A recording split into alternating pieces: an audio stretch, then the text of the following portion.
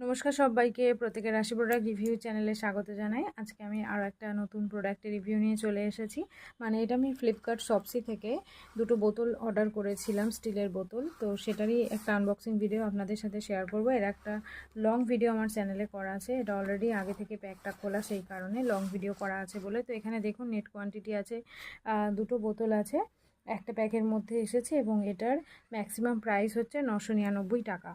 তো যাই হোক, স্টিলের বোতলের দাম এখন অনেক, সবাই জানি, কারণ এখন স্টিলের বলুন বা তামার বোতলে বলুন জল খাওয়াটা সবাই প্রেফার করে প্লাস্টিকের বোতলের তুলনায়, আর সেটা করা উচিতও।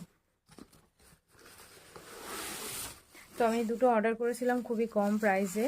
আপনারা যারা এই বোতলগুলো নিতে চাইছেন এক্ষুনি আপনারা শপসি থেকে বা ফ্লিপকার্ট থেকে নিয়ে নিতে পারেন। আমার দাম পড়েছিল 270 টাকার মধ্যে, যেখানে দোকানে এক একটা বোতলের দাম পড়বে আপনাদের 150 থেকে 200 টাকা।